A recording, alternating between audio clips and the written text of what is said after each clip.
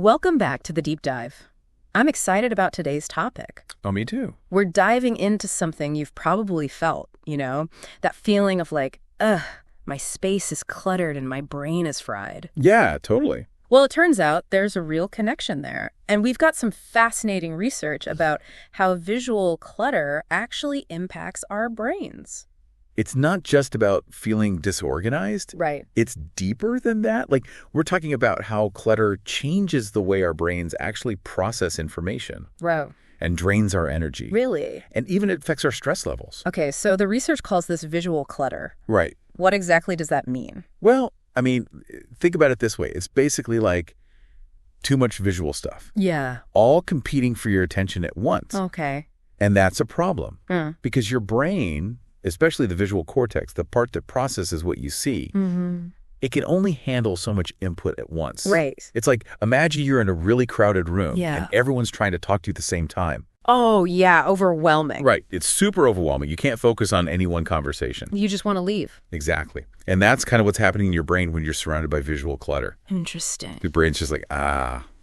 too much input. I can't process this. Okay, so the research uses macaque monkeys to study this. Yeah. Why monkeys? Well, their visual systems are really similar to ours. Oh, So they're like the perfect test subjects for this kind of thing. makes sense. And there's this really cool study from Yale Yeah. where they basically showed that the presence and location of clutter directly impacted the activity of neurons in the monkeys' brains. So it's like not just that we feel distracted. Clutter is actually like messing with how our brains process what we see. Exactly. And that has all sorts of knock-on effects on our thinking and feeling. Okay, so then how does this translate to our everyday lives? Well, one of the biggest impacts is on working memory. Okay. That's like your brain's mental scratch pad where you hold information while you're actively using it. Like trying to remember a phone number while I dial it. Exactly. Yeah. When your brain's constantly trying to filter through clutter, it reduces the capacity of that workspace. Oh, wow. And it goes beyond just memory, too. Okay. Like, because your brain is trying to process everything it sees. Yeah. Clutter forces you into this constant state of multitasking, Oh, no. even if you're only trying to focus on one We're thing. getting up all the time. Right. It's like having a million tabs open on your computer. Your brain's constantly switching between tasks, which can be incredibly draining. Yeah, no wonder I feel so scattered when my desk is a mess. Exactly. And speaking of feeling scattered, Yeah. the research also talks about something called cognitive overload. What's that? Well, it's basically what happens when your brain hits its processing limit. Uh-oh. It's like, too much input, I can't handle it. And then you have trouble concentrating, making decisions, Yeah. and even remembering things. So it's like my messy desk is literally making me dumber. In a way, yeah. It's definitely not helping. Okay, this is making me want to clean my workspace right now. Right. It's like self-care for your brain. But it also says that clutter can, trigger stress responses? Oh, yeah, for sure. It's not just a feeling either. Studies have shown that constant exposure to clutter can actually elevate your cortisol levels. Cortisol. That's your body's main stress hormone. Oh, right. And chronic stress, it's not good for you. It can lead to all sorts of problems. So you're telling me my messy desk is stressing me out on a physiological level? Pretty much, yeah. Yeah. Even if you think you're ignoring the clutter, your brain is still processing it. And that takes a toll. Exactly. And that's where this Yale study comes in. Yeah. They did this really clever thing where Okay. they basically mapped how the location of clutter affects the brain. It's not just the amount of clutter, it's also where it is. Interesting. Like even clutter in your peripheral vision, stuff you don't think you're paying attention to. Right. It can still be super distracting to your brain. That makes so much sense. I always tell people to clear their desks before a meeting. Right. It's like giving your brain a clean slate to focus. Exactly. And it's not just about looking tidy. It's about creating a space where your brain can actually function at its best. Okay, so we've established that clutter impacts how our brains process information. And it even jacks up our stress levels. Yeah. But the research also says it can drain our energy. And I'm not just talking about feeling mentally tired. Right. It's more than just that. Remember how we talked about the brain's limited processing capacity? Yeah. Well, filtering out all that irrelevant stuff from clutter takes a lot of mental effort. It does. And that effort uses up energy, both mental and physical. It's like your brain's running a marathon just trying to make sense of a messy room. I'm starting to see a pattern here. What's that?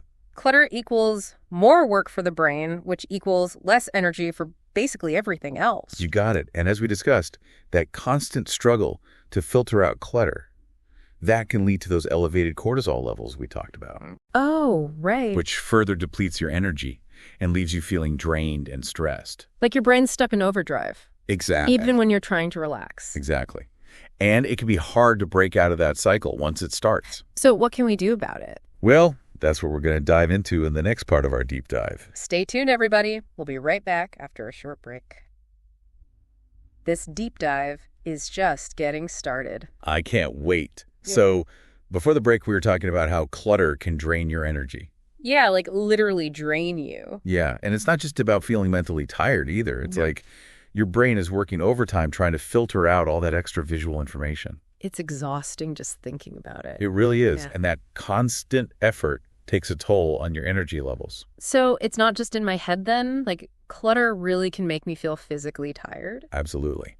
And remember we talked about how clutter can elevate your cortisol levels? Yeah, that stress hormone. Right. And when your cortisol is constantly elevated, it can really mess with your energy. Yeah. So it's like a double whammy. Clutter makes your brain work harder, which drains your energy, and it also stresses you out, which drains even more energy. Exactly. It's a vicious cycle. Okay, so we've established that clutter is bad for our brains and our bodies. Yeah.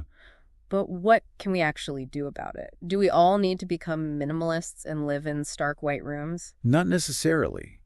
It's not about getting rid of everything. Okay. It's more about being mindful of what we surround ourselves with. Mindful how? Well, think about the things you keep in your space. Yeah. Do they serve a purpose? Mm-hmm. Do they bring you joy? Or are they just adding to the visual noise? That's a good question. And even if you love something, yeah, maybe it doesn't need to be out on display all the time. You mean like put some things away? Exactly.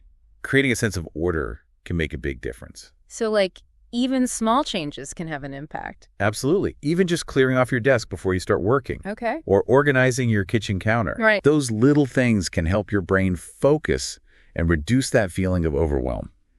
You know, I've been meaning to clean out my junk drawer for like forever. Oh, the dreaded junk drawer. Yeah, it's just this black hole of random stuff. We all have one. Yeah. But think about how much time and energy you waste just searching through that mess. It's true. It's true. That's energy you could be using for something more enjoyable or productive. Okay, you've convinced me. I'm tackling that drawer this weekend. Awesome. But what about people who say they work better in chaos? Oh, yeah, I've heard that. Like some people seem to thrive in messier environments. Right, and there's definitely individual variation in how people respond to clutter. Okay. Some people might find a certain level of organized chaos stimulating, right, while others find it completely overwhelming. The key is to be self-aware. So pay attention to how you feel in different spaces. Exactly. If you're constantly feeling stressed or distracted in a certain room, maybe it's time to take a closer look at what's visually competing for your attention. Interesting. So it's not about achieving some kind of perfect minimalism. No, not at all. It's about creating an environment that works for you. Right. One that allows you to focus, think clearly, and feel at ease. I like that. So this deep dive has been really eye-opening. It's amazing how something as simple as clutter can have such a profound impact on our brains. It really is. What are some key takeaways our listeners should remember? Well, first and foremost, remember that your brain is constantly working to process the visual information around you. Even if we don't realize it. Exactly. And clutter creates extra work for your brain, which leads to reduced focus, increased stress, and depleted energy. It's like having a mental drain constantly sucking away our energy. That's a great way to put it. Yeah. And secondly, remember that even small changes in your environment can make a big difference. So we don't need to do a complete overhaul overnight. No, not at all. Start with one small area and see how it makes you feel. Like my junk drawer. Exactly. Maybe it's your desk or a shelf or just one corner of a room. Start small and gradually expand your efforts. Okay, that sounds much more manageable. And as you start decluttering and organizing, you'll probably find that it creates a ripple effect. A ripple effect. Yeah, like you start with one area and then you feel motivated to tackle another and another. It can be really empowering. That's cool. So it's not just about creating more organized space, it's about creating a more positive mindset too. Absolutely. And that positive mindset can then extend to other areas of your life. This is making me think about how our environment affects us on a much deeper level than we realize. It really does. We often underestimate the power of our surroundings. Right. And we've talked a lot about decluttering our physical spaces, but what about our mental spaces? That's a great point. I think the principles we've discussed can apply to our mental spaces as well. So like decluttering our thoughts and emotions. Exactly. Just like we can clear out physical clutter to create more mental space, we can also learn to let go of negative thoughts and limiting beliefs that are weighing us down. That's powerful. So maybe this deep dive isn't just about tidying up our homes and offices. It's about tidying up our lives. I think that's a beautiful way to put it. By creating more order and intention in our physical spaces, we can also create more clarity and peace in our minds. And ultimately, that's what we're all striving for, right? A sense of balance and well-being. Exactly. Well, this has been an incredible deep dive. I agree. Thank you so much for sharing your expertise with us. It's been my pleasure. I know I'm feeling inspired to tackle some clutter in my own life. Me too. Yeah. And remember, even small changes can make a big difference. So what can our listeners do to start decluttering their lives? Well, I think the first step is simply to become more aware of your surroundings. Pay attention to how your space makes you feel. Exactly. And once you've identified some areas that are causing you stress or distraction, you can start to brainstorm some simple solutions. Maybe it's just a matter of putting some things away. Right, or maybe it's time to let go of some things that are no longer serving you. And remember, it's a process. It's not about achieving perfection overnight. Exactly. Be kind to yourself, start small, and celebrate your progress along the way. Great advice. So what's one small change our listeners can make today to start decluttering their lives? How about this? Take 5 minutes to clear off your desk or your kitchen counter. Just 5 minutes, and see how it makes you feel. I love that 5 minutes to a clearer mind and a clearer space. Exactly. Small steps lead to big changes. This deep dive has definitely given me a lot to think about, and I hope it's inspired our listeners to take some action in their own lives. Me too. Remember, creating a more organized and clutter-free environment can have a profound impact on your well-being, both mentally and physically. Thanks for joining us. We'll see you next time for another fascinating exploration of the human experience.